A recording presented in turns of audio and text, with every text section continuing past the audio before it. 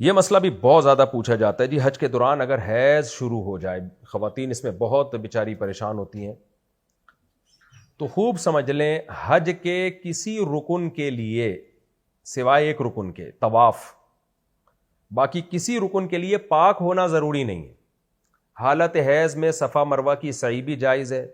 مینا میں قیام بھی جائز ہے، وقوف عرفہ بھی جائز ہے، وقوف مزدلفہ بھی جائز ہے۔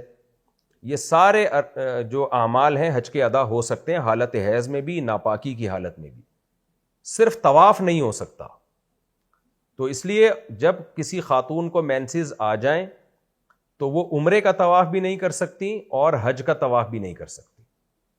اور اگر شدید مجبوری میں عمرے کا طواف کر لیا تو ایک دم دینا پڑے گا۔ وہ مجبوری کیا ہے؟ یہی ہے کہ بھائی اب حج شروع ہونے والا ہے، عمرہ اب کیسے اس کو ڈیلے کریں ہم، یا ابھی یعنی پاک ہونے کا انتظار کیا تو فلائٹیں واپس چلی جائیں گی، پورا قافلہ واپس چلے جائے گا، تو اکیلی کیسے رہیں گی وہ وہاں پہ؟ تو ایسی مجبوری کا حکم الگ ہے۔ نارملی ناپاکی کی حالت میں وہ طواف نہیں کر سکتی، طواف کو ڈیلے کریں گی، پاک ہونے کا انتظام کریں گی، یعنی انتظار کریں گی۔ تو اگر طواف عمرے کا کر لیا ناپاکی کی حالت میں تو دم دینا پڑے گا، یعنی ایک بکرا یا ایک دمبا، اور یہ حدود حرم میں ہی کاٹنا ضروری ہے، کسی کے ذمہ لگا دیں وہ کاٹ کے اس کا گوشت صدقہ کر دیں۔ اور اگر طواف زیارت سے پہلے عورت کو حیض آ جائے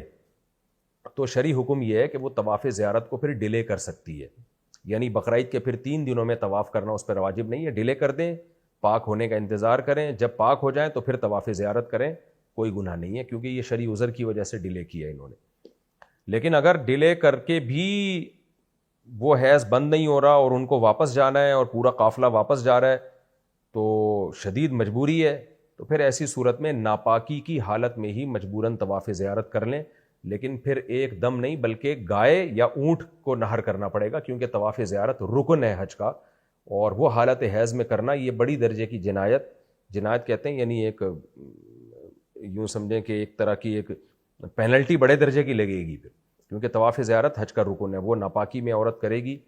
تو اول تو جائز ہی نہیں ہے کرنا، اور شدید مجبوری میں کرے تو پھر اس کو تلافی کے طور پر ایک اونٹ یا ایک گائے وہ دم کے طور پر دینی پڑے گی، اور اس کا گوشت پھر وہیں فقراء میں تقسیم ہوگا۔